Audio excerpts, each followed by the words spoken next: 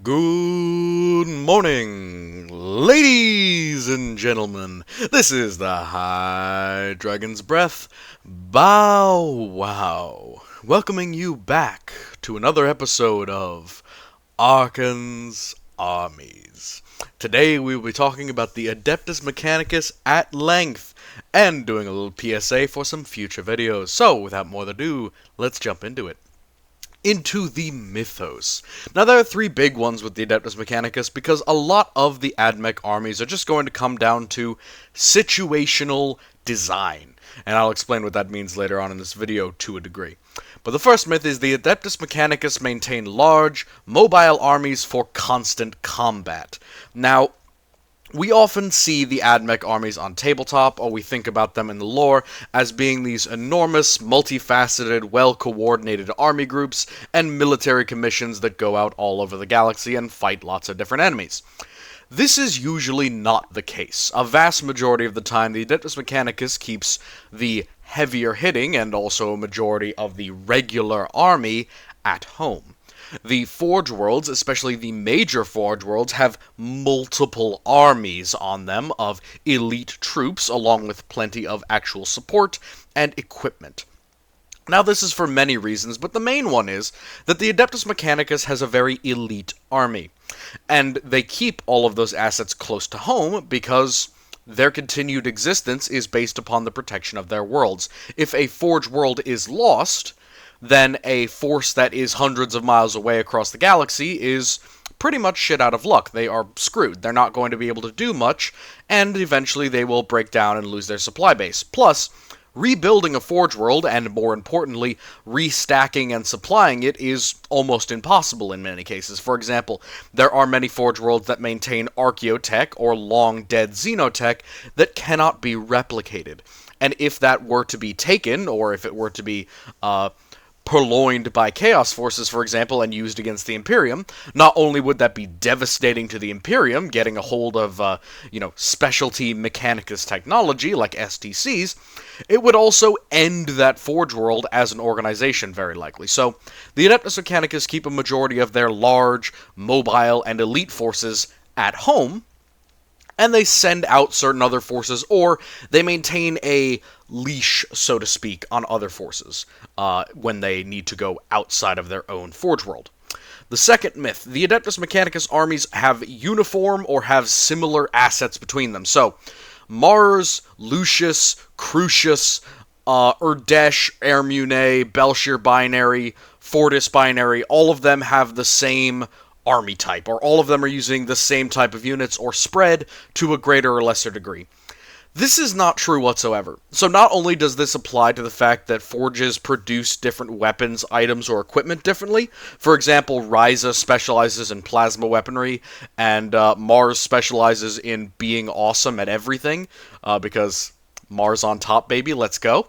But there are also minor Forge Worlds that will not have the specialized equipment, the connections with Titans or Night Houses that a much larger Forge like Mars or Lucius or Agrippina might have.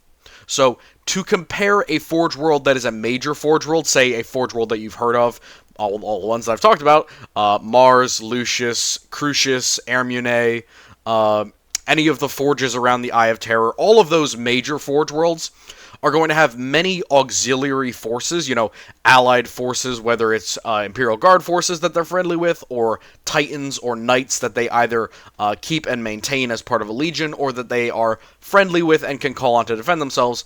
Not to mention that they are going to have more Scutari of better quality, more vehicles of better quality than a minor Forge World. And you might say that there aren't a ton of minor Forge Worlds in the Imperium. I would actually argue that for every one major Forge World, there are probably two minor ones. We just haven't heard about them. Now, you hear the name Mars, and you think Adeptus Mechanicus. You hear the name Ermune, and you might not. You might not know where that is. You hear Urdesh, and you might think that that's a major Forge World, but in reality, Urdesh doesn't really maintain its own Titans. It doesn't necessarily have all of that high technology that Mars does, and it has a pretty bad relationship with other Adeptus Mechanicus groups, so it really doesn't merit the major Forge World title, even though, in my opinion, it is a very beautiful Forge World. I'm not throwing shade at them, but Urdesh does have some serious impediments keeping them from being that Ultra Forged level. But those armies, the army of a major Forge World like Mars, and the army of a minor Forge World, like the Vidar Sector Forge Worlds, like Ermune, like Urdesh, there's going to be a massive difference between them. Not only in the forces that they can call upon, but the quality and the numbers that they can field even when defending their own home. The major Forge Worlds will just have more because, in my opinion, the Adeptus Mechanicus are hoarders. They're hoarders of specialty technology. They're hoarders of equipment. They will hoard tons and tons of gear as backups, as extra equipment, as, legion upon legion of Skitarii will build up over time, and they keep those numbers well sustained. It's not like they give away a majority of their offensive assets to the Imperium. The Skitarii stick around. They live for quite a while, and they can be replaced. Titans, obviously, are kept in high maintenance, and most of them are on Forge Worlds when they're not being deployed. So, the larger Forge Worlds, the ones that have been around for longer, they've had more time to hoard military equipment, and their storages are deep and filled with stuff that nobody else knows about. And we'll talk about that with the weird assets that come up with some of these Forge Worlds. Every Forge World may have their own secret Uno reverse card way down in the basement, that is kind of a use it or lose it asset.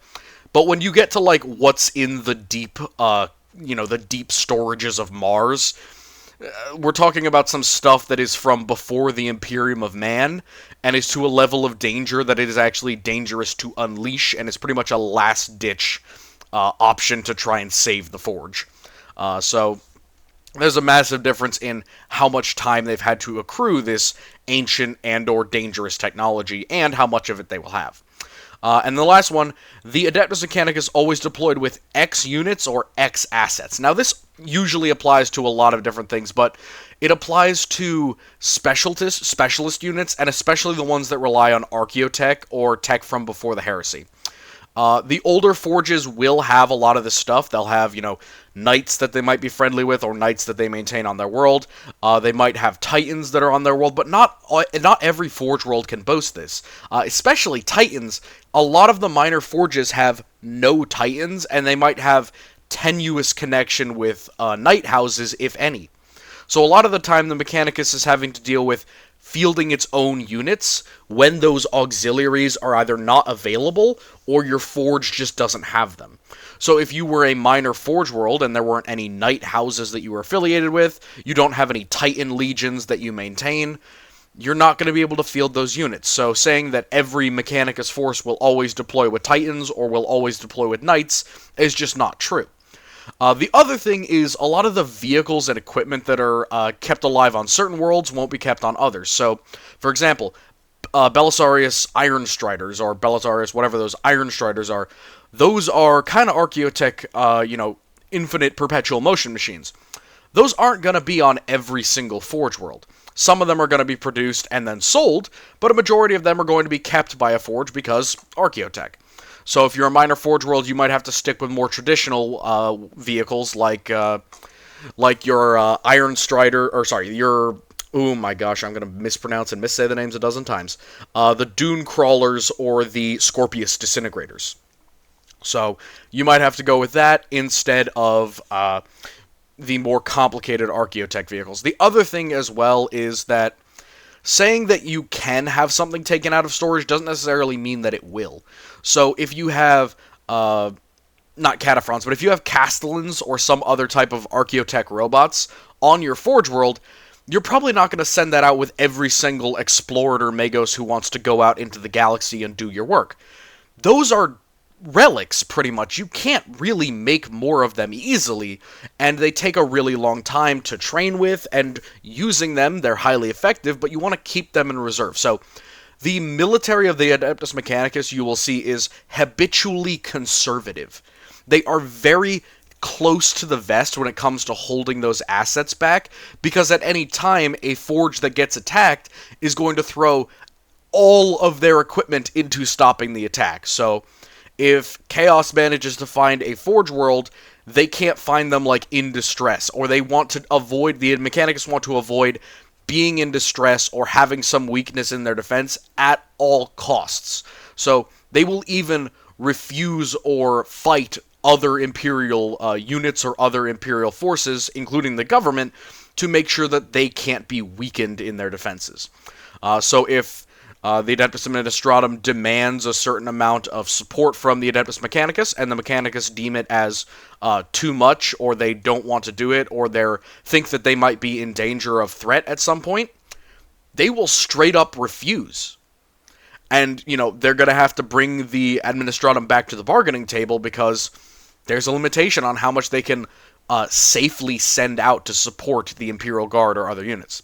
Over here we have probably an Archmagos or something, and then an Explorator, who we'll talk about in a bit. The Adeptus Mechanicus armies. I got some lovely art here. I think these are, yeah, some of them are Cataphrons, and then some of them are like wheeled weapon vehicles. And we got some kind of like homebrew warhounds or big old war mechs. These look like maybe some big old war mechs. The reality of Adeptus Mechanicus armies. So, they come in three forms. In my opinion, and in the lore usually. Defensive armies are the most comprehensive and integrated forces of the Mechanicus. Defensive armies include almost every single branch of the Adeptus Mechanicus, that is, servitors, heavy weapons, full-on tech priests, and every single type of unit within the Mechanicus arsenal and roster are available within defensive armies. Essentially, that's the point at which the Forge is under direct threat and enemy is at the gate.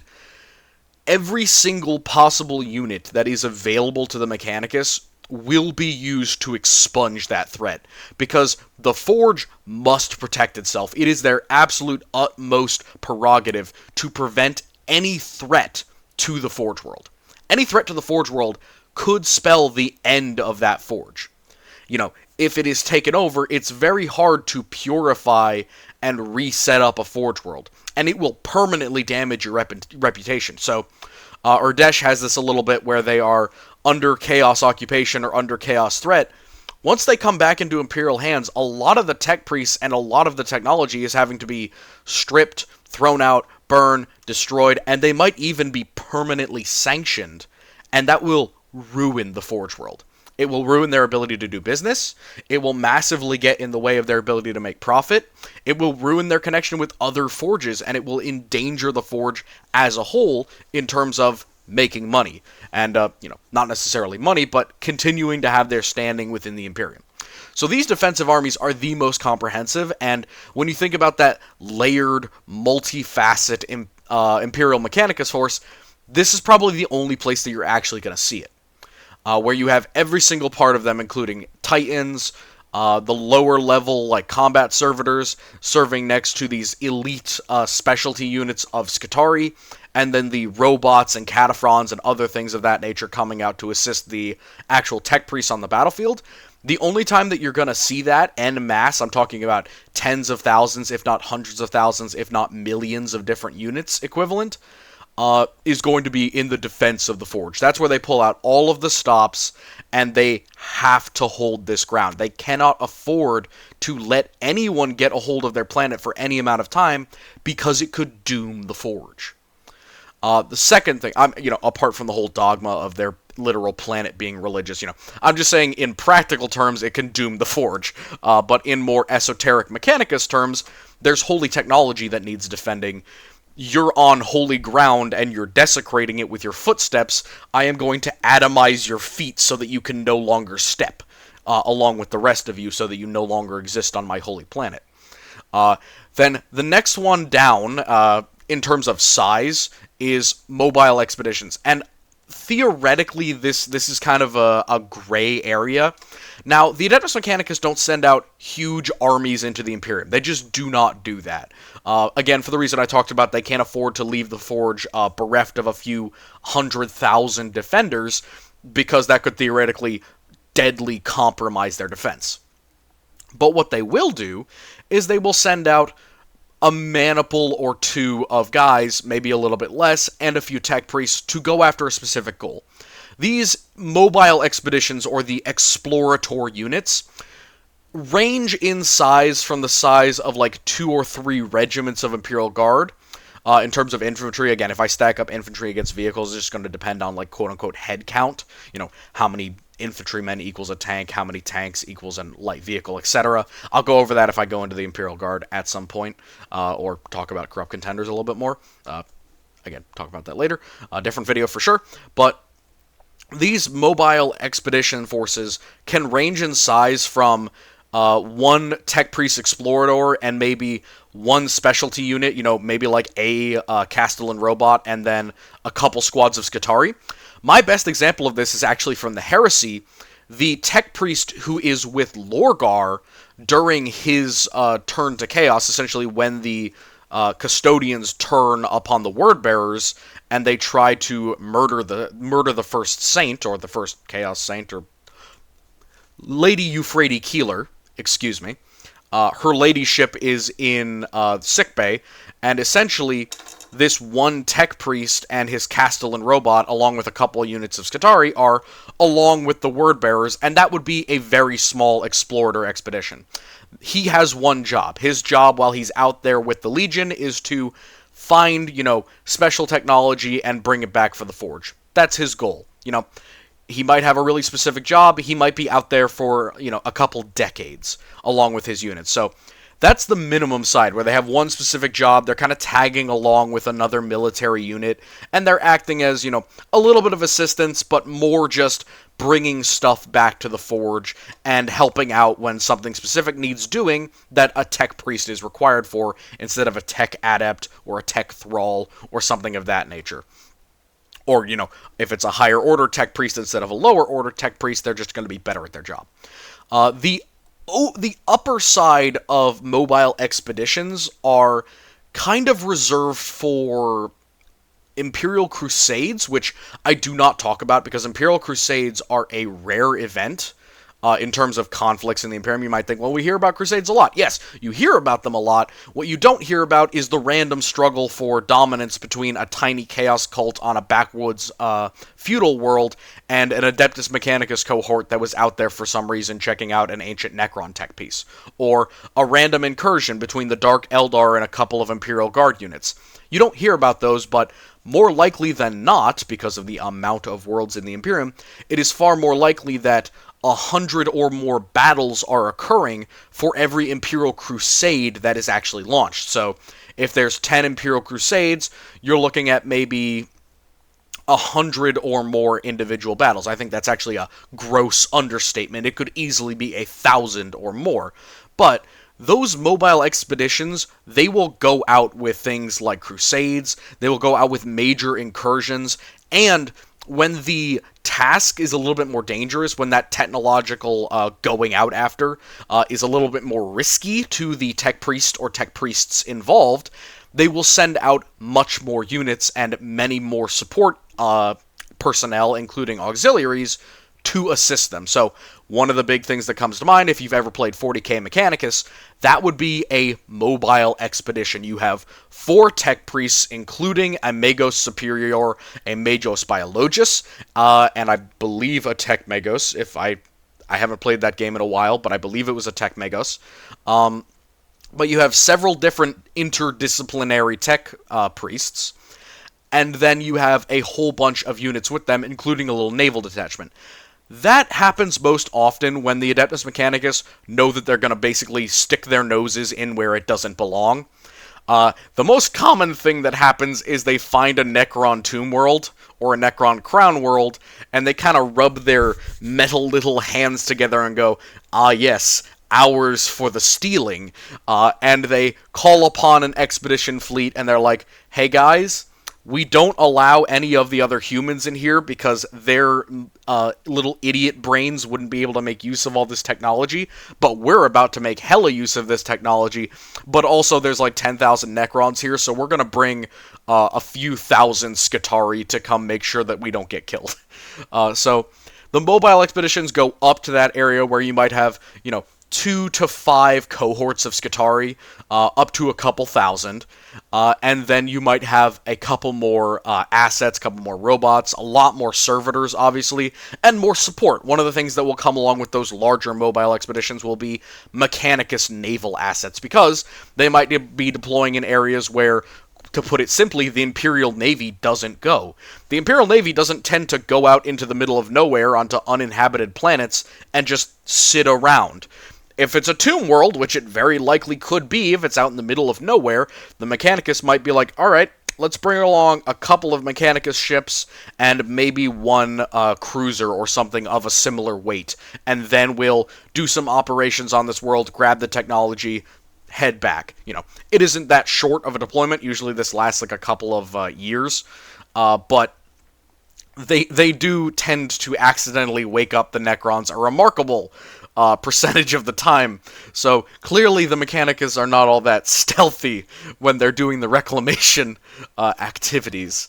So that larger size fleet. The other one that I want to talk about is related to that, and it's intermediate asset deployments. Basically, this is when a Knight House, very tightly tied to the Mechanicus, so a Questoris Knight House, where they're good friends with the Forge World, and they're, helping each other intermittently. The Forge World is maintaining the Knights and Titans, and the Knights are basically beholden to the Forge World. They are still a house, so they aren't required to do everything the Tech Priest says, but if they want to continue to maintain their relationship, they better follow orders, basically. So those Questoris Knights will be an intermediate asset deployment. The other thing is when Titans go to war. When Titans go to war, when a Legio, when a Titan Legion goes into combat, usually it's during a crusade or during a major enemy offensive or during a major Imperial deployment that does not yet merit the level of crusade. So example, the Siege of Vrax. They deploy Mechanicus Titans to counter Chaos Titans. So the Mechanicus who have access to Titan units will deploy their assets if they find a worthy opponent for them. Another example would be the Siege of Urdesh. Urdesh does not have a Titan Legion, but Legio Invicta comes down to assist them. Why? It's not because there are enemy Titans on the planet, it's because there are Titan-grade assets, in this case, large pyramidal plasma pulse, that are pretty much worthy of Titan weaponry. So the Mechanicus won't deploy Titans, and they won't get those big expedition forces out there until the Imperials essentially confirm, hey, there's some assets here worthy of your guns, and we've been very good boys and given you everything that you asked for, so can you please come help us not sacrifice 10 tank regiments for no gain? And then the Mechanicus will grudgingly agree and send out the Titans. But these force deployments, these little asset groups that might be a Demi-Legio with a couple of Titans in it, or it might be a Lance or two of Knights, they will deploy with large expeditionary forces. Again, I'm talking a couple thousand Skitarii, maybe as many as 30,000 on the really high end. When we're talking about a real Legion deployment, it might be up to 30,000, and then it will have an individual cohort of, I would argue, somewhere between 10 to 20 heavy vehicles, again, tanks or things like that, and then a nice little car park of light and medium vehicles and servitors, numbering somewhere around 100 to maybe 1,000. Those numbers are play-withable. It's definitely a little bit of a spectrum based on the force that you're deploying with, but they are essentially there to both support the Titans and Knights, and to make sure that the Guard don't, abandon them, essentially, making sure that all else fails, everything else goes to pot, and the Guard get absolutely destroyed. The Mechanicus aren't going to be without ground support in their own, to defend their own assets. Essentially, they are protecting their own forces while their forces give the Guard an asset that they didn't have before. Woo! Moving on. So, sorry, quick drink. Assets and storages. Now, all Forge Worlds have this, have these things. Assets are essentially stuff that a Forge has that is either unique to the Forge, or it is particularly important to their existence.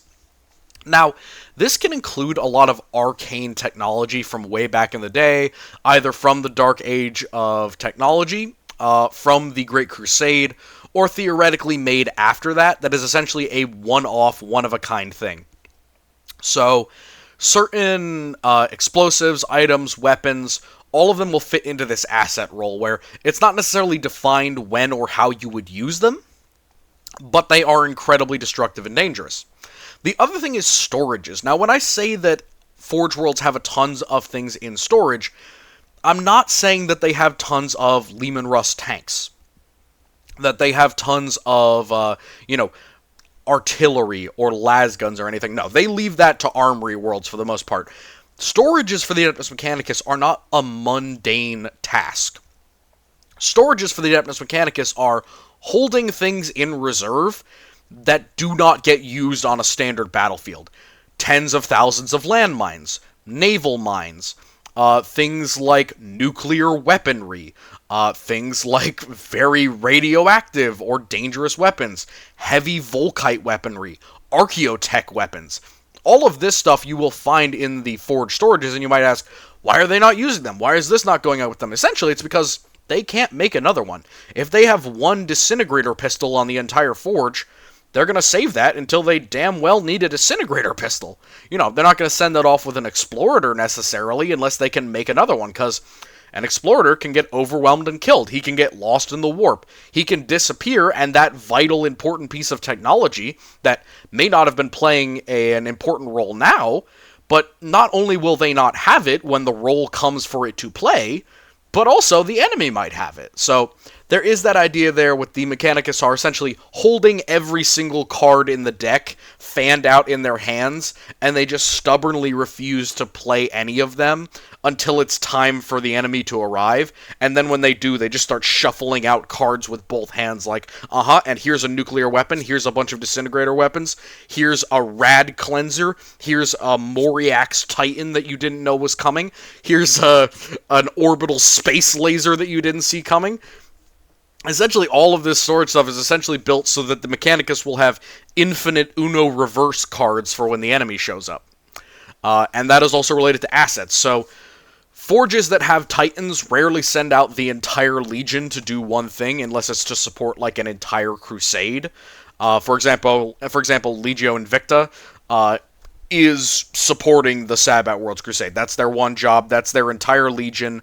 It's got their leadership in it. It's got a full-on Imperator-class Titan, or Emperor-class Titan, depending on how you pronounce that. Imperator is always the way I said it, but yeah, it has the full Legion there, and they're all being deployed in similar areas at once.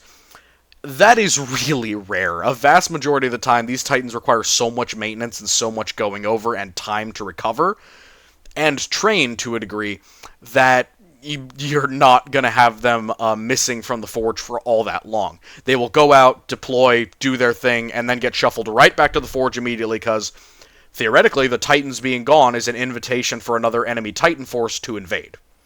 So, big thing for that. Navy, logistics, spread, and causes for combat. So, Navy. The Adeptus Mechanicus do keep their own Navy. Now, it is not correct to say that they keep their own Navy for logistics purposes. The Adeptus Mechanicus tend to use the Administratum and Immunitorum for their logistics when they're abroad. AKA, they will use Imperial Navy escorts and Imperial Navy freighters to move stuff around for them, but they don't trust the Imperial Navy to necessarily crew and protect those freighters, and they also don't trust them to escort them by themselves. So if a Titan Legion is transiting in the warp, you can bet your bottom dollar that a couple of Adeptus Mechanicus vessels, usually of cruiser size or above, will be protecting them in escort with other Imperial Navy forces. That's not just to protect the assets, it's also to prevent anyone from, breaking the security and trying to sneak in and look at the Titans or try and take any designs for them, because the Adeptus Mechanicus knows that it's really hard to infiltrate the Adeptus Mechanicus as an enemy of the Mechanicus, but it's not as hard to infiltrate the Imperial Navy. So they will keep a lot of their own security and lockdown on their storage ships, and they will keep their own ships nearby, just to make sure that nobody gets any bright ideas about stealing valuable Mechanicus technology just because we're in the warp and we've gotten out of sight of the Forge World. So, they don't have as many naval ships as the Imperial Navy do, obviously, but the ones that they do have are usually a little bit improved. There are some that have a lot of modifications. Usually they opt for pretty decently long-range big guns, though a lot of their fleet is also, in that cruiser and above range. So they don't tend to operate a ton of little escort ships. They usually trust the Imperial Navy to give them, 2 to 5 escorts whenever they're going out of port, plus maybe a light cruiser or two, and then the Mechanicus will give them, a cruiser, and that makes up a large patrol. Or, if it's a particularly large deployment and the entire, asset, a whole legion is going to war, the Adeptus Mechanicus are going to pull up a battle cruiser or a grand cruiser, and then they'll give them a cruiser and a couple of Mechanicus escorts, and then the Navy will be like, oh, you're giving us all of that? Cool. Here's a battleship, a grand cruiser, 2 cruisers, 3 light cruisers, and 12 escorts, and that becomes an Imperial battle group. That is all of the ships available in the entirety of the local sector, maybe.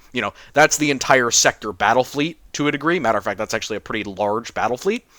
But still, nobody's going to be attacking that, which is exactly what the Mechanicus want. They don't want even the ghost of a chance that somebody thinks that they might get an opportunity to try and kill Titans while they're still in the void. They would absolutely rather die and ram their own ships into enemy vessels than let them get their hands on Loyalist Titans. In a heartbeat. It wouldn't even be a question. It would be like, oh, we're about to lose? Detonate the warp drive and suicide into the enemy vessel to make sure that they do not get out of this alive. Yeah. Spread. The Adeptus Mechanicus, they're kind of localized to the Forge World, but Forge Worlds are in a lot of locations in the Imperium. There are very few full sectors that do not have at least one minor Forge World. Now, this can be different in some areas. For example, there are areas that are very low development. There are certain, backwaters in the Imperium that don't have a ton of forges or Mechanicus representation, but they do have a lot of industrial worlds and manufactorums that have good relations with the Mechanicus. So, the Mechanicus themselves are spread wide into Imperial society, but they aren't spread very deeply. So, the only place where the Adeptus Mechanicus get a really major hold are Imperial planets that are either Forge Worlds that they own, or planets that serve a particular function for the Forge. What do I mean by that? The really big one that comes to me is resource worlds. This is mining worlds, or other planets that refine materials that the Mechanicus need. And in my opinion, there's a great number of versions of these, and I would love to go into them in an archive video at some point, but these kind of Mechanicus-affiliated worlds that might use a lot of Mechanicus tech under license, or they might produce technology for the Mechanicus to then make other things. For example, a planet makes all of the hulls and equipment for the Leman Russ tank, but then the Mechanicus will take all of the hulls and turrets that they make and provide the Vanquisher cannons and the las cannons, and that will be cheaper for the Forge while keeping their costs down, and it gives another planet a great relationship with the Mechanicus, and they get to trade things like labor, food, services, assistance in warfare, all that kind of stuff that benefits them both. I see a lot of people going around assuming that the Mechanicus are super insular, and while they are ideologically insular, they don't like the idea of themselves sharing secrets with others. They are absolutely open to the ideas of trade and to the ideas of interconnectedness with the Imperial economy. They know how important they are to other planets eating and providing for their own population. So, if the Adeptus Mechanicus knows that, not only do they know that they can make use of that fact to leverage those planets for their own gain, but they also will do it because it's a service to the Imperium. Even if they might be like, well, we could do it better on our Forge. Yeah, but are you really that spiteful that you're going to intentionally leave a planet out in the cold when they've done nothing wrong and they offer you a ton of perks and benefits, not even including politics? Forge worlds, they need human workers. I almost said slaves. In many cases, they are slaves, but They need human workers from somewhere. They need raw ore and material from somewhere. They need fuel from somewhere. And those planets that provide those things, they're not going to get the brush off from the Mechanicus. The Mechanicus actually care about things like their well-being, their economy, how stable they are, because without those planets, the Forge would suffer. Without hive rocks, some of the forges in the Sabbat's worlds would suffer because they would run out of metal. Without manufactorums, some other forge worlds would suffer. Mars has a huge number of connections with other planets. You don't think if every single planet that they had that provided them with steel were under threat from the enemy, that they would deploy, that they wouldn't deploy because they were that petty and they thought that they were, going to just cut loose all these worlds that they depend on? No, they're not stupid. They will protect planets that they rely on.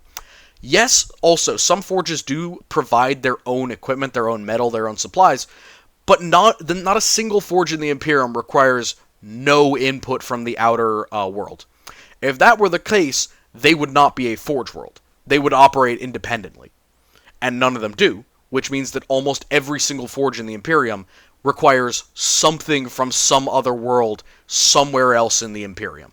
Which means that there are connections between the Mechanicus, no matter how grudging, no matter how subtle, with other Imperial worlds that are not Mechanicus controlled. Whew, that was extremely long. I apologize. And that also went into causes of combat. Good. Whew, final one. Universal, or final two. Universal elites and occasional specials. So, almost everything in the Mechanicus army is elite. In comparison with, say, the Imperial Guard, the standard battle line for the Adeptus Mechanicus is Skitarii. The Guardsman is a regular human being with a weapon and body armor. The Skitarii is a medically and augmetically modified partial human who is, sane and independent, but he has no emotions. He has no feelings of real exhaustion. All of the things that could get tired and worn out or injured on him have been replaced with metal. His very torso and chest have basically been covered in metal. He is, he's a lot less human than he looks. And even though he is an independent and specific person, or was at one point, they definitely do not consider themselves, "Hi, I'm Greg from accounting." It's, "I am Skitarii 447. I work in cohort 6. I am beloved to the Adeptus Mechanicus. All hail the floating cog." Like, they are not so good at conversation. Which means that they don't have issues with things like morale necessarily, or injuries, or exhaustion. They don't complain or disagree with the Magos, because at any moment, the Skitarii can basically be brainwashed by a tech priest and be completely controlled, like a puppet, via the noosphere. So we'll talk about that other, but that is their basic troop. Their basic troop has all of those advantages, plus a bunch of elite weaponry that is better than most of the stuff that the Guard get equipped with. Certainly better than lasguns. There are some examples when they're on par, but a majority of them are just outright better. And occasional specials. So this is when I talk about, the Guard have a lot of regimentation. For every X of this, you have Y of this. For every 10 men, you have one support weapon. For every 10 tanks, you have one specialty tank. For every X of this, you have Y of this. The Mechanicus don't work like that. They work a lot more like, welp, you have this many elite troops, plus you have this asset here that you can employ at your leisure. They have a lot of optional units that can be like present, not present, important for this fight, not important for this fight, deployable, non-deployable, and they kind of have a very binary army. Funny, binary, get it? Because they talk in beeps and boops and binary. But they have these binary assets that aren't necessarily tethered to the amount of Skitarii that they have. So if they have 30,000 Skitarii and 10 tanks, if the Imperial Guard had 30,000 men and 10 tanks, the tank division would be like, why do we only have 10 vehicles? For the Mechanicus, that's like, cool, so I get an armored asset in addition to all of my elite troops? Great, I'll use that at my discretion. Where the Guard would be like, I need more tanks, 10 is not enough. The Mechanicus are much more, I would say, confident in their assets, or at least more confident that they will be able to use them to their maximum efficiency before they get knocked out. The last one, which I've already gone over enough times that it's going to make you sick, and I will continue doing it in this video, is Knights, Titans, and Auxiliaries. These guys can come in as, friends and allies called in for the cause, but they can also be the main reason why the force is deploying. If Titans are deploying, an expeditionary fleet or an asset deployment fleet will be coming along with them with a lot of assets in tow. So that's the other type of army, and it will go into that. We will go into that in further videos. Sorry, I'm not analyzing all of the art here. A lot of it I will go over in other videos, but a lot of it I've actually gone over in the weapon videos. But when we get to individual things, or when we talk about Titans and things like that, and the units, we will talk about that later. So, pros and cons of AdMech armies. I am realizing that this is going to be a long video. Goodness, this glass of wine is not going to keep me going. Oh, whoops. Alright, so, organization. All or nothing armies versus expeditions. I'd say that this is a massive pro for the Adeptus Mechanicus. It does mean, or arguably it's a pro and a con, but I think it's a massive pro for how the Mechanicus are deployed. On the pro side, the all-or-nothing defense essentially means that they don't have to care about numbers of equipment or any of that BS that the Guard have to worry about. When they're at the point where they're deploying everything, it means the Forge is under threat, which means there's no length to which they won't go to prevent the Forge from coming under direct danger or it being in danger of losing the Forge. There's no extent to which they won't go. Chemical weaponry, poison gas, orbital weapons, there's not a point that they will stop at for any reason, basically, until the threat is dead. On the downside, it does mean that the expeditionary armies will always have limited numbers. And while they are able to be resupplied, because they work they're very grudging and they're very kind of hands to the vest with their equipment, if an explorer incorrectly uses his units, or if there is some sort of unforeseen event that quashes an exploratory fleet that didn't have a ton of assets in it, it's not like the Guard where they're going to show up again in another couple of years with another 10 regiments. The Mechanicus are probably going to cut their losses if there wasn't anything of value to go after. Like, if an explorer just thinks that there's something out there, and then he goes and gets himself and all of his people killed, the Mechanicus aren't necessarily going to care about it other than telling the Imperial Army or the Imperial Guard, hey, we lost an explorer over there. Can you send some Navy ships over and see if it's anything in danger? They'll mourn him, they'll be upset about the loss of equipment, but unlike the Guard, they're not required to fight every single little thing that comes up in their path.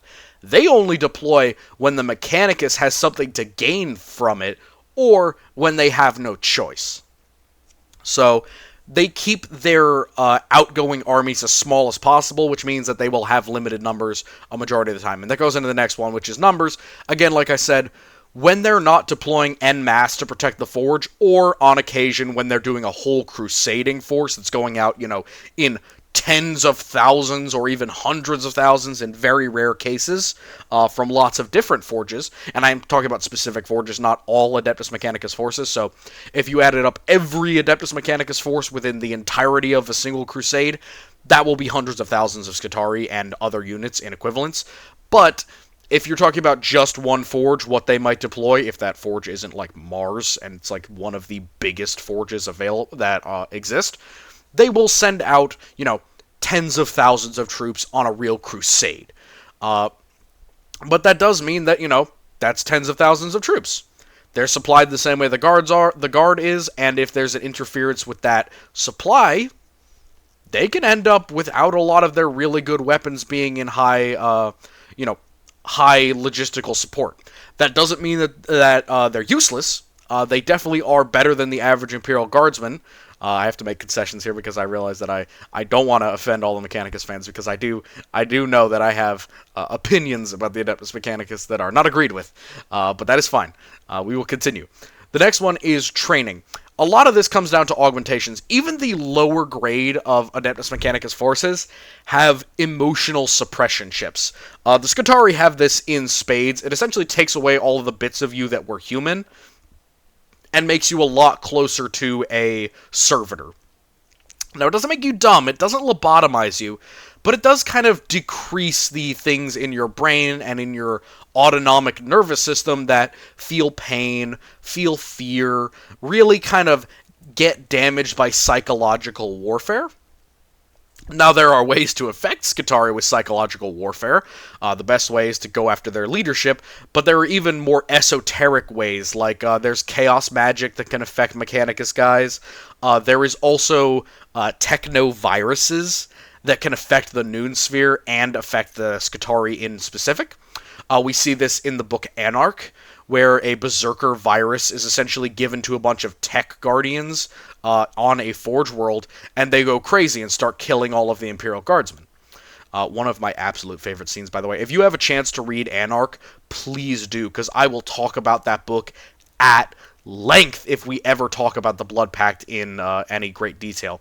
But that training thing is a really massive advantage. Not only do you have the ability to like data tether specific units and kind of puppet them around the battlefield, it's not as direct, it could be very direct, but it doesn't have to be. They could just be given automatic instructions. The other thing with the Noon Sphere and the augmentations, and also this goes into special technology, a lot of these are blended, I'm sorry, but training and special technology, a lot of this is related to the Noon Sphere. It is this kind of, I call it the Mechanicus Bluetooth network, but what it really does is it allows units to share strategic data on the macro level nearly instantly. So when one force comes under attack, every other force in the local area, and theoretically around an entire planet if the Noon Sphere is particularly powerful, and this works a little bit like Auspex, where it needs to be powered, or there needs to be more and more high-level Mechanicus assets, like Tech Priests, like high-level Skitarises, or Skitarii Primes, or things like that, in the area. Kind of works like the Tyrannid Hive Mind, honestly, now that I think about it. But this idea of the Noon Sphere using technology in warfare is when one unit comes under fire, every other unit knows what's firing on them, from what direction, how many casualties they're sustaining, and what the instructions are of high command that is also instantaneously told of the event what to do next. This takes out a lot of the guesswork from Skitarii units, and it keeps them from having to rely on centralized command. Skitarii can range miles and miles and miles away from their central force, and the Noon Sphere essentially keeps up their communications in real time, relative. There's a little bit of delay, but not much. But it gives in real time feedback to the people controlling the unit and all of the units near them. So if there's an ambush, if there's some sort of attack, if there's some sort of incursion or danger, not only do they know about it, every other unit near them knows about it, and the commanders or the tech priest in charge also knows about it. Elite battle line and specialized forces. This is mostly a con. And I know, elite, usually that's a good thing. Problem, almost all of their units are elite. There are very few units that get sent off of a Forge world. We will talk about the one that is an exception. But there are very few units in general that are sent off of a Forge world that are not difficult to replace. Now, again, a Forge may have a lot of them, but that doesn't mean that they can spare them. That doesn't mean that they are willing to compromise the theoretical defense of the Forge world in exchange for keeping up the numbers of the unit. It may be that an Explorator force is so far away or in such bad repair that they might quite simply not be a priority for resupply. On the other hand, when it is a large deployment, or if they're defending an asset, they will pretty much be taken care of. So this is kind of a consequential or a dependent con. So depending on the deployment, it may be an issue or it may not. Now, since they have this elite battle line, it does mean that the units that they have are better, but there's also fewer of them. You will never have as many Skitarii as you will have Guardsmen. You will never have as many Guardsmen as you have Planetary Defense Forces. So you're talking about exponentially more allied units in most armies when compared to the Mechanicus. The only time where this is not the case is on a Forge world, or when a Forge world feels threatened enough to send out a really big force, again, tens of thousands of Skitarii, to go and deal with a problem. Variety of units and special assets. This is definitely the big plus for the Mechanicus. A lot of their vehicles, equipment, specialty units, and weapons are archaeotech or high technology. They're very complicated. Many of them simulate other weapons or just make cheaper or better versions of other weapons. So when I say cheaper, I'm talking about like radiation weapons, where that's basically just a rifle, but you've irradiated the contents. So for the cost of a rifle, you have made a weapon that is far more deadly over time.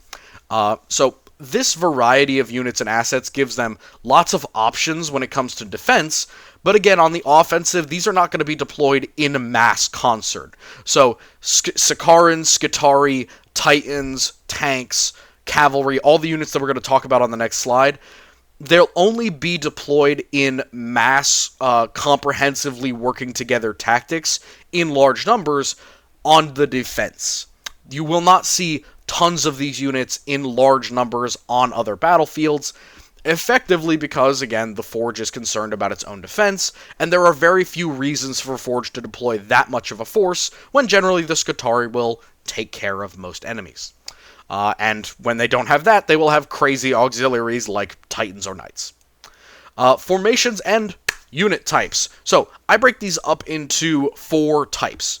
You have low grade, medium grade or battle line units, Mechanicus vehicles, and then high grade assets. So, low grade includes combat servitors, which are down here. We've talked about them before. They're the kind of lobotomized, brain-dead weapon servitors and things like that. They've got pretty basic brains, and they operate on kind of a point-and-click or point-and-shoot system. They're pretty brain-dead, and they don't really work all that well, but they are cheap and they're relatively easy to field in large numbers, and those large numbers can often make up for their deficiencies. The other one is Hypastus.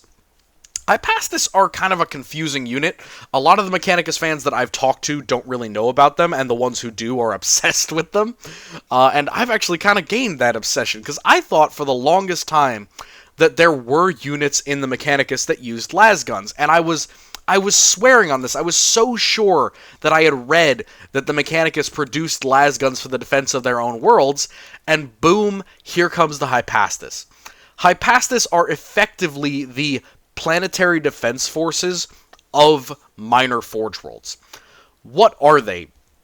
They are slightly augmented human forces, so it's pretty much a planetary defense force, but they're equipped with lasguns instead of autoguns. So they're much closer in armament to the Imperial Guard, and in addition to that, they are given emotional regulation chips, which are those things that kind of suppress your fight or flight or your panic and fear response in order to keep you fighting for longer with higher morale. Now, the Hypastus are super important because they are a lot of these kind of forgotten units that we don't really see. And I think that it's a very wide variety of units, including mortal serfs and worker militias. Now, these guys might look like Skitarii. An individual in a previous video had mentioned these tech thralls, and that would also fit into that Hypastus/worker militia units. All of these low-grade units essentially take the place of the Planetary Defense Force for a Forge world.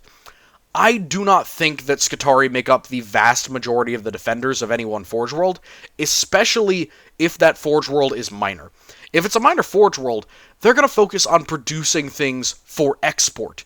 Now, they will continually produce more and more elite units, like Skitarii, in order to protect themselves. Obviously, every Forge is mostly concerned with keeping itself intact, but these Hypastus, these combat servitors, these mortal serfs and worker militia, not only can they act as last-ditch defenders, but especially the Hypastus, they are guard equivalent, almost guard equivalent. In terms of leadership, they're definitely guard equivalent because they have those emotional regulation chips. A lot of them probably have some sort of basic armor, like metal body armor. Some of them might have it built into them like the Skitarii do. And then they have lasguns. Those are pretty efficient weapons as a defense force. They definitely fall short of a lot of the Mechanicus weapons that the Skitarii use, but they're not wholly inferior. They are also way more logistically capable. Lasguns are rechargeable. Lasguns can be produced on a lot more different worlds, and they can be resupplied from different areas for really cheap. So I could see Hypastus also making up some of the exploratory force. They could act as kind of the Adeptus Mechanicus military police. They could act as their version of naval armsmen. On Mechanicus ships. They don't want to have Skitarii sitting around on those, because Skitarii are valuable elites. So why not use Hypastus and a bunch of combat servitors? Personal theory, but I think that makes a lot of sense for the Mechanicus to have this kind of second-line unit that's doing a lot of things that would be a waste of time for Skitarii, especially with the minor Forge worlds that might not produce tens of thousands of Skitarii every couple of decades. that type of low-grade level. So, medium grade, I don't have pictures of Hypatis, I just have pictures of these guys because the Hypatis have like 2 lines of lore about them, and they're just super interesting, and the idea of them I find extrapolates really well to a lot of Forge Worlds. So, medium grade or battle line. Skitarii and Elite Skitarii and Specialist Skitarii. This is basically all of the Skitarii. Skitarii. Skitarii are heavily modified. Essentially, you take a man, you take a human. Let's say you take a Hypatis who's particularly good at his job. And you strip away everything that you would if he was a combat servitor, but you leave his brain intact. And you modify it so that it can be at one with the Noon Sphere. Essentially, he can connect to the greater information-sharing networks of the Adeptus Mechanicus. That's how you get a Skitarii. They have implanted armor in addition to cuirasses, usually made of metal. They usually have backpacks and things like that, both for powering their their specialty weapons and theoretically also for holding their lungs. But essentially, it's what happens if you take a guardsman and cross it with a servitor. They are much more machine than man in many cases, but there are also many variants to them. Elite Skitaris like Vanguard and Rangers, they all have different jobs, they use different weapons, they have specific goals or tasks that the Tech Priest wants them to do, and these are the most important units when it comes to data tethering. Now, data tethering is basically that thing where a Tech Priest takes direct control or gives direct orders through the Noon Sphere to the leader Skitarii. And it allows them to see through their eyes really easily. It allows them to dictate their attacks and their movements and stuff like that. It doesn't always have to be that domineering. It can be just information.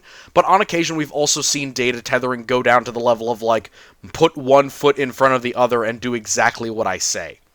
Now, this also comes into some units that we'll talk about later with the cavalry, where they are crewed by Skitarii, but Skitarii are the main battle line of the Mechanicus. They are most of their foot troops, and they are pretty elite, all told. Their basic weapons are equivalent to some of the best Imperial Guard weapons, and they're all armored with the equivalent of bare minimum medium protection because they're all covered in armor. They are all covered in metal, and a lot of their body parts have been replaced with mechanical replacements. These guys are also like servitors. They have that kind of black, oily blood, but like I said, every Forge World will make different types of Skitarii. They may specialize in certain subtypes of Skitarii or in certain specialists. And here's a great picture of, I think, Skitarii Rangers or Vanguard.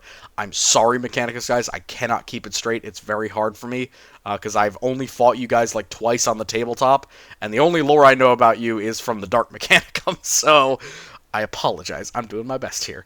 Now, the other thing about Specialist Skitarii is they released a leggy boy recently, and he is adorable, and as much as I think he's ridiculous, and that unit is just kind of silly, I think it's incredible that they essentially have a stilt walker now, and that's an actual Mechanicus unit. It's really funny to me. I'm super happy that that's a thing, but that's a little bit silly, guys. I don't think we can disagree on the fact that that's a little bit of a silly design there. But I'm sure if it works, it works, right? So, Mechanicus vehicles. Dune Crawlers are the first one up. These are these boys up here. They have 4 legs. They will either have a neutron laser. I will go into heavy Mechanicus weapons probably at a different point, maybe later on in this video, but probably not. They will essentially be 4-legged walker machines. They have kind of tiny little arms up front for grabbing and picking things, but they look almost like an old-fashioned moon rover that you tore the treads off of and put little leggies instead. They usually have a large either anti-armor or paired anti-infantry weapons.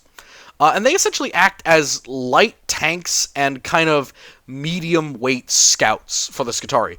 They are relatively slow, but they are also all-terrain, so they don't have an issue climbing up like high inclines or going over terrible terrain that tracked vehicles would have a hard time with. Their armor isn't terrible, but they actually don't rely that heavily on their physical armor. They rely on a shield generator, like a lot of Mechanicus vehicles do. It is pretty much a refractor field, though it may have some arcane tech to it. But they rely on that shield for their defense, and also the fact that they can kill most armored enemies at long range with their neutron lasers. Neutron lasers, by the way, are essentially just mega las cannons. They are similar, but they have longer range, and they can penetrate more armor. Again, don't ask me how it works. It's the Adeptus Mechanicus. I can only guess how that works. But keep in mind, it's a las cannon, just improved. High grade, moving on from Dune Crawlers is the Scorpius tanks. Now, you'll see this on the next slide. It's these ones up here. They have missiles, and then they have a little turret, and some side guns. These are the Lehman Russ equivalent, or the tank equivalent for the Adeptus Mechanicus. They make up kind of this medium to heavy armor slot. They have a lot of weaponry, and it's pretty various. They have pretty good anti-armor options and pretty good anti-infantry options, so they're a very all-round tank. But like the Dune Crawler, they're not incredibly well armored. Matter of fact, there's a lot of versions of these that are even less armored because they're designed as troop carriers. But these Scorpius tanks, their big advantage is no treads. They're kind of like hovercraft. But they work via, basically a balloon, where they squidge along the ground. So, major advantage that you'll see already with a lot of Mechanicus vehicles is all-terrain. They don't have to worry too much about deserts, hills, mountains, forests. They can deploy and operate in almost all those locations where the Imperial Guard would have a very hard time, because treaded vehicles, 90% of the time, have a hard time with these high incline areas. The Adeptus Mechanicus, no problem. The last one after the Scorpius tanks, by the way, Scorpius tanks either have a big old metal shooty gun that fires superheated arrows, basically, like a steel ballista. I believe it's the iron something. Oh, goodness, I'm going to mess it up. Either way, that or they will have another neutron laser. The next one is the cavalry of the Adeptus Mechanicus. Now, this includes the burner hounds, or the, fire dogs. They're these kind of horse-sized automaton horses. Horse-sized automaton horses. Really smart there. Horse-sized automaton mounts that have, a Phosphex weapon in the face, and they use a specialized type of Skitarii. I cannot remember their name. You'll have to excuse me.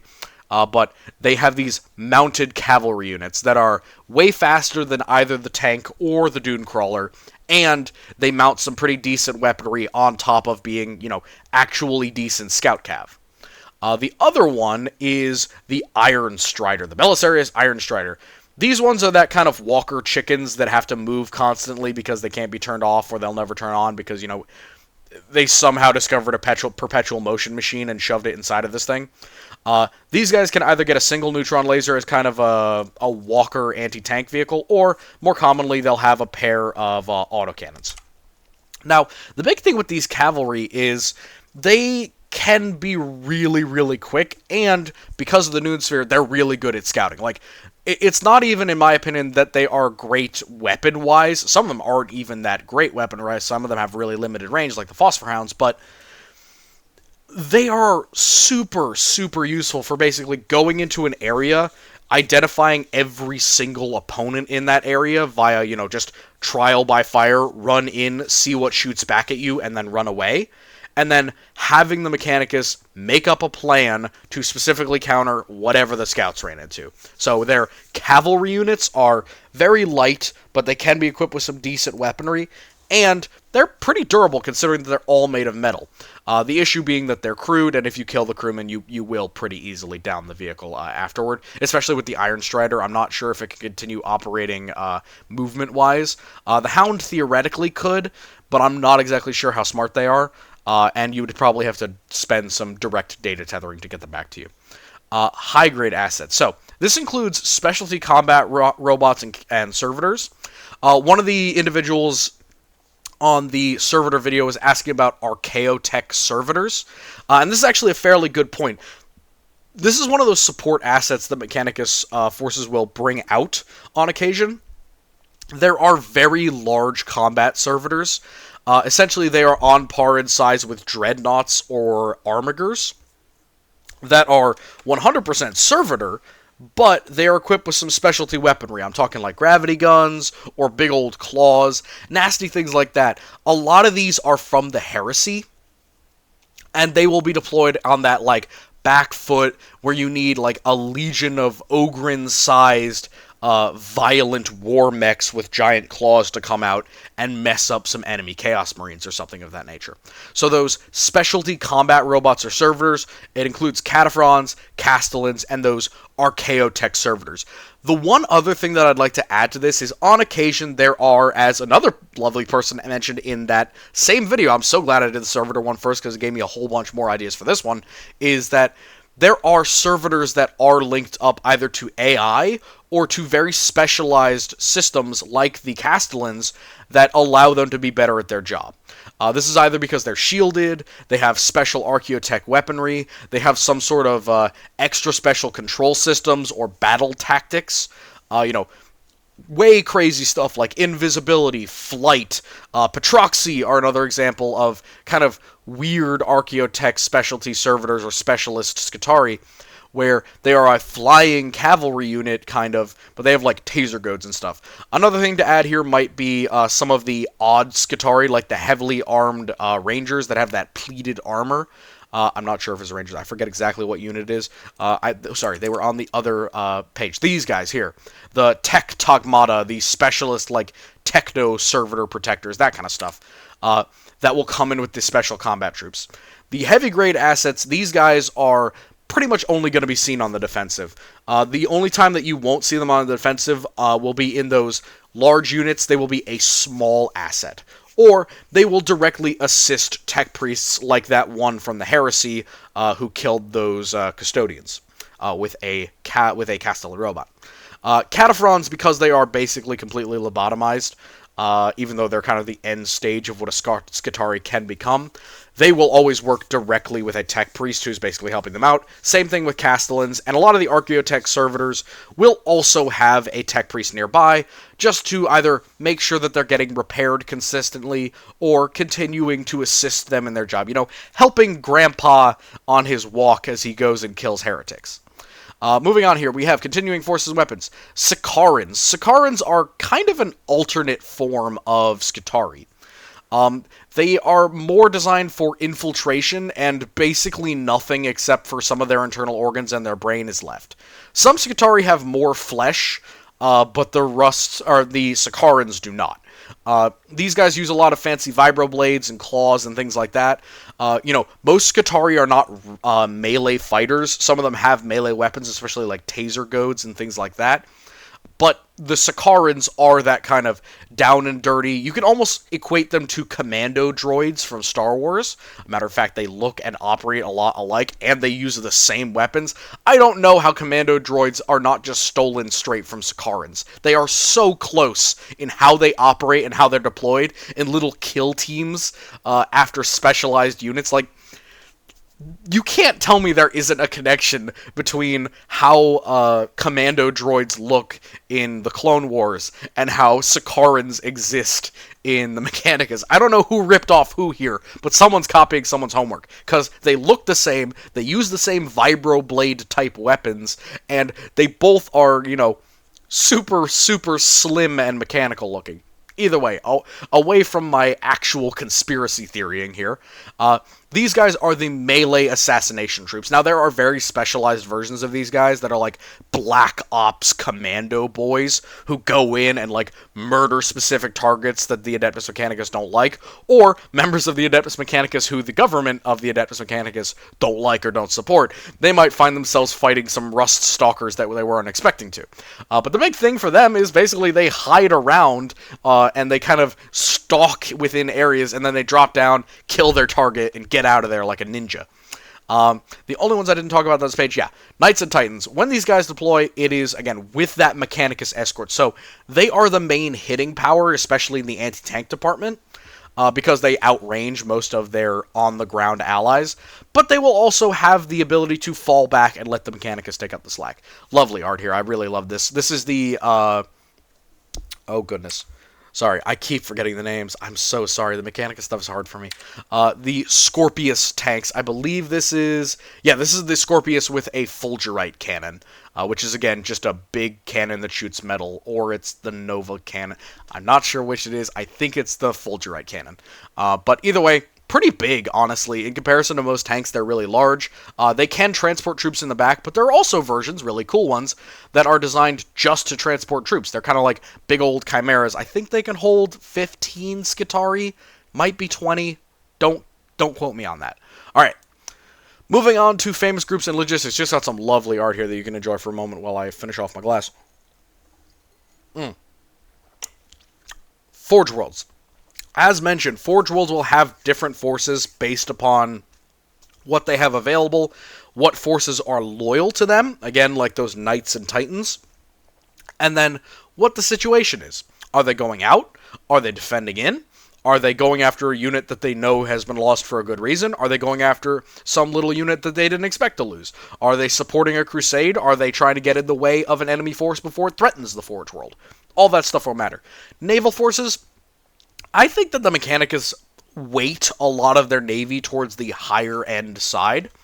While they definitely do have things like escorts and maybe even their own freighters, I think the Imperium as a whole has so many freighter ships that it would kind of be a waste for the Mechanicus to make any of them, unless they had specific ones like the Arch Mechanicus or like Forge ships, which we'll talk about when we come to the Navy at least, that are specifically for Mechanicus resupply or for Crusade resupply. Important ships like that can't really be made or aren't consistently held by the Imperium at large.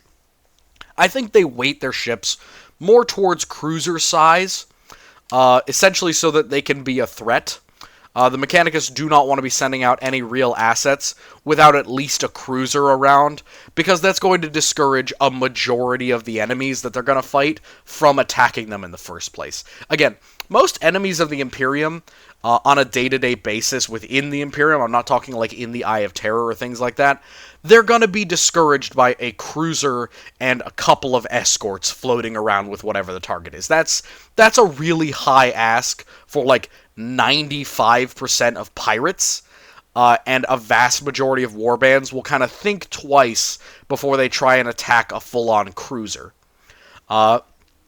Expeditionary forces, we already talked about these at length, but here's actually a picture of what I would consider like a really small expeditionary force like command group, and another expeditionary bro here.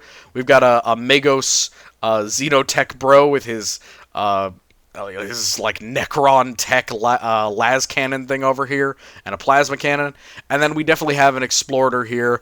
This looks like an engine seer. Kind of they got that classic axe, metal bodysuit, and big old claw build. And then he's got some combat servitors with him. These kind of look to me like the exploratory forces. And then when we look to the Titan defense forces, we can see an Imperator Titan here. A really nice scale, by the way. I will definitely use this when I talk about Titan classes. But the Imperator Titan, a couple of Knights, and then look over here. All of these are going to be 1, 2, 3, 4, 5, 6, 7, 8, 9, 10, 11, 12, 13, 14, 15, 16, 17, 18, 19, 20, 40, 60, maybe even 100-ish Skitarii, just escorting them from Hive A to Hive B. And then you can see a lot more forces back here kind of dotted into the background. All of these Mechanicus forces that deploy with Titans, whether they are exploratory, expansionary, or Titan defense forces, they will be going out in mass, and they will essentially be milling around the feet of the asset and giving them infantry support. You know, tanks don't want to deploy without infantry. Titans don't want to deploy without infantry. Knights don't want to deploy without heavy weapon assets. Titans don't want to deploy without heavy weapon assets. The Mechanicus supplies the backbone even when the Guard aren't around. Because that's the other thing. The Guard's intentions and their, objects, what they're going for, isn't necessarily the same thing that the Mechanicus are going for. So, when the Mechanicus enter a battlefield, they might think, well, we have to destroy this heretical forge that the enemies have put up here. And the Guard might be like, what? That's not even, like, a tactical decision. Why are you... And they're like, no, but we have to do it, though. And the Guard are just like, fine, but we're not helping you. And, they will go their own way, and when they have to do that, the Skitarii will back them up. Finally, I've talked like 7 times about Titans, and I'm going to talk about them on the next slide as well. Bodyguards are individual units. So, a lot of the bodyguards for tech priests, whether they're on Imperial-held worlds. Like, you might have a lead tech priest on a Manufactorum, and then maybe a dozen or so adepts at different factories helping out with their own, like, tech guard and things like that. You know, Hypastus maybe, or personal bodyguards. One of the reasons I think Hypastus go out with these, like, long-term deployments is because their logistics are way easier to do than those for Skitarii. And if it's a unit that isn't going to be getting a lot of logistical support, having all of your infantry supplied with lasguns, where you can pretty easily get that from any guard unit, is better than having Skitarii, or even possibly combat servitors. You know, just a theory. I think they might be pretty common out there in terms of, like, units that expect to be on the road for a long time and not get any resupply from their Forge World again. But the other thing for individual bodyguards is a lot of them will have Skitarii or Sicarans as their personal bodyguards, in addition to a lot of menial servitors and things like that they bring around to actually help them do their job. And then, moving on from that to, time to talk about the AdMech, Titans, and Knights. So, deployment, connections, support, and army position in the AdMech. We've gone over a lot of the time how the army works.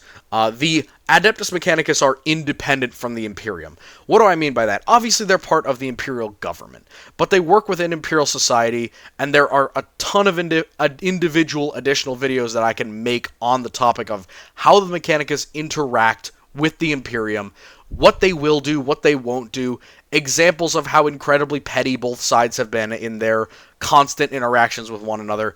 But really the big thing to remember is that the Mechanicus are not subservient to the Imperium. They are not some sort of tech slaves.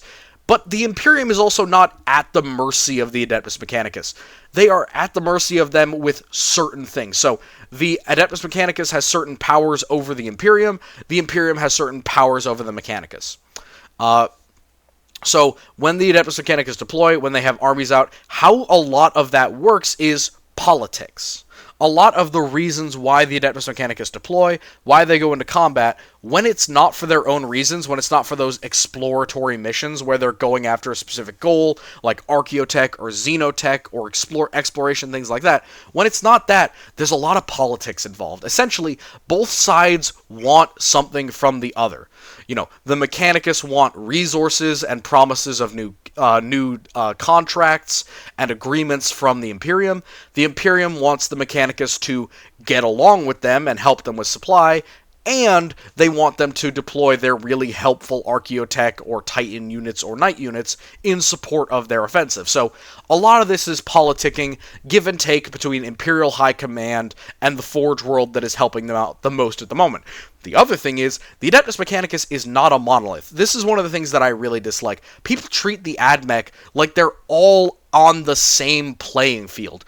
Minor forges do not work well with major forges. Major forges do not work well with each other. Major forges do not like to work as seconds to minor forges. There is a really violently held honor culture between the Adeptus Mechanicus world. So, saying the AdMech does this, or the AdMech does that, or the AdMech believe this or that, they have individual versions of their creed and religion. Some things are held consistent over every single type, yes, but each of them has different beliefs, and the most important thing is, all of them consider themselves the best at the job. So, this is the reason why I use quote-unquote minimization and dispersion for the Mechanicus production. So, the first issue that you have is this politicking. The Mechanicus argue with the Imperium all the time. They blackmail each other, they have discussions about how it is best to do X or Y thing, they have disagreements about what objectives to do. They keep their own counsel, and the Mechanicus straight up keep secrets from the Imperium all the frickin' time, and it drives the Inquisition crazy that the Mechanicus are able to have this much autonomy, but the Mechanicus view that as their sacred right, which is perfectly logical. A lot of the technology that they have should not be in regular hands. But I use something called minimization and dispersion. Now, a lot of people think that the Mechanicus are basically entirely dictatorial over all technology. I disagree with this. I think that there's a ton of technology that the Mechanicus simply cannot monitor or restrict because it is very simple. Now, you might think, well, what's simple? In my opinion, things like basic civilian vehicles. That's not going to be a Mechanicus product. There might be parts of it that are Mechanicus products. For example, a high-speed train, the engine might be from the Mechanicus. But all of the cars, the railway, the infrastructure, the supplies, the fuel systems, the electronics in many cases, that will be from a manufactorum, from an industrial world, from a random hive world. All of that stuff is given out to the Imperium, either because they already make it and it would be a waste for the Mechanicus to compete when, the market's oversaturated. Why would they make spoons and forks on a Forge world when a Hive world can make the same thing for 3 times as much production and half as expensive? And the Mechanicus get to save space for making things that actually do $. They get to make more money off of it. So, minimization and dispersion. Minimization is essentially the Mechanicus keep all of the designs that they have jealously guarded, but they don't produce all of them at once. So, this is when I talk about the Mechanicus will take out a design or pattern that they had in storage. Now, why would they have it in storage? Very simply, because it wasn't going to give them all that much in terms of dividends or value if they were producing it at the moment. But they don't want to give it out as licensed production necessarily because in future they might need it. So a lot of this comes in with things like autoguns. The Mechanicus have plenty of really good autogun patterns, but autoguns are not always in high supply or in high demand because there's a lot of supply for them on other worlds. What to do? Hold on to the autogun design until you might need it again. There's a lot of things that the Mechanicus can make that other worlds can't. So, high-grade vehicle engines that are for, tanks and titans and stuff, Mechanicus, absolutely, all over that. Anything Titanic in general, Mechanicus, all over that. But something like the Lehman Russ, that might be made in situ or dispersed within the Imperium. So we talked about minimization. That's things like, the Mechanicus are not making everything at once. They're making certain things, and then the rest of the lower order technology is going out to other worlds. And obviously, innovation happens on Imperial worlds, and the Mechanicus can complain about it, but they can't really put a stop to it if an Imperial world comes up with an indigenous design that is really good. Matter of fact, the Adeptus Mechanicus might be happy with that. They might recruit the person who designed it, take all of those designs, and then be like, cool, we're going to pay this world in tithe, and then we're going to take this design and produce it ourselves, or improve it, and you will give all of the examples that you make to our Forge world so we can put them on all of our tanks. That would be a perfectly good example. In that case, a planet has come up with a design that is really good, and a Forge world has essentially taken it as their own and been like, yep, nope, this is good. Forge World X and Industrial Planet Y are now working together on this contract. And that's what I talk about, minimization and dispersion. Dispersion is the Mechanicus aren't making everything nuts and bolts all the way up to final product for a lot of things, especially vehicles. This idea that things like the Lehman Russ and things like other medium or light tanks, especially locally designed light tanks, the fact that there are those vehicles that exist outside of Forge worlds made locally on manufactorums or on hive worlds pretty much disproves this idea, even with licensed production, that a planet couldn't continue to make it themselves. Dispersion essentially means that one planet might make the gun for a thing, one planet might make the hull for a thing, and then the Forge world will assemble these pieces and then put in the Mechanicus-only kind of trademarked bits that are important to make them work. So they might put in the engine to the Lehman Russ tank and the gun and the sighting system. Those little worlds that don't have high technology might not be able to make a complicated auspex and sighting system for the Lehman Russ tank, but the Mechanicus can, which means that the Mechanicus can claim that they're producing all these tanks when in reality, the hull came from this world, the turret came from this world, the machine gun came from this world, and the Mechanicus are getting all of these essentially for the cheap, and then they're producing a full vehicle and selling it to the Imperial Guard. So, selling it. Again, when I talk about selling and buying this economy structure, a lot of it is actually based on the tithe, which is kind of like store credit or Imperial fund bucks. But you can also turn that at any time to be worth X amount of Imperial credits. That's enough gushing about the AdMech lore, but that also applies to Knights and Titans. Knights and Titans are two of the things that the Adeptus Mechanicus kind of hold really close to the vest. There's very few other planets that can produce it, and the upper grade of Imperial Forge worlds will rely pretty heavily on their Knights and Titans in terms of their superiority complex. You know, why are we the best? We field an entire legion of titans and war machines, or we have a great night house that works for us. But yeah, a lot of connections to that, and like I said, just this one slide could literally be 6 separate hour-long videos, but I'm trying to condense it here so you guys can get an idea. Argue with me in the comments. I know you will. It's okay. I've been over this subject a million times, and I'm totally willing to discuss it with people, because I really find this idea fascinating, because the internal economy of the Imperium is literally my one and only goal. I want to ground this system so that it becomes less of a massive, archaic nightmare, so, you know, I can sleep better at night, effectively.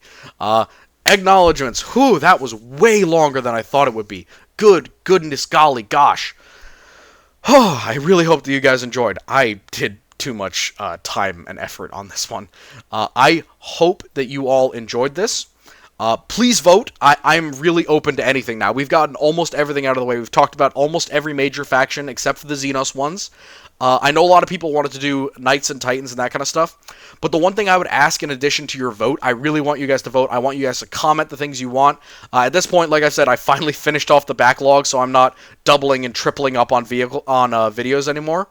So now I really am open to whatever you guys go for, whatever you vote for, and I might even break it down a little bit, but the other thing that I would ask, and I will try not to ask this as much because I know it's very cringe for YouTubers to go out of their way to, you know, ask for this, but please share us around. I know you guys are super enjoying. I've actually been so swept away by how incredible this community has been, how fast you guys get to videos. You get them as soon as I get them out. I know some of you guys have my notifications on. That is honestly more of an honor to me than I could ever explain to you, because I know how annoying it is to have notifications on YouTube, but it's so kind of you, really, to have that on for me. I really do appreciate it. It drives me to get these things done, because I know that you're waiting patiently, so lovingly patiently. But please, share us around. The more of you that we have working together to get things thought about, to get Think Tank going, to tell me what to talk about and what to research, the more inspiration that we can all have together to make a better community together. So I really want you guys to share these videos around, get them out to your friends, other Warhammer people. Use them if you'd like to go and talk to other people about concepts, about, you know, this whole adding logic into the setting. I try my best with that. It's harder with videos like this, obviously, but do your best to try and follow this model. It is, you know, at times it can be frustrating. I know with a lot of factions it can be frustrating, but if you really take a few minutes and, you know, ask about these things, please ask. I really feel like you guys have lots of questions when I finish these. I'd really want you to ask in the comments, and I'd like to get that, because not only does that give me more video ideas, it also allows me to explain myself, because I know that when I'm doing these, it's in one massive take, and I am exhausted. I'm at the end of my day, and I'm trying to get everything in that I have just off the top of my head, and occasionally I do miss stuff. So, questions. Please ask questions. Please ask for follow-up. I beg of you. I have so much I would like to share with you, from stories to details, information, logic, military history, combat things that I specialize in, and even more of that, to extending it to other arguments and to common misconceptions. I really want to share all of this information with all of you as a community, so please vote and share us around, and I wish you all a lovely good night.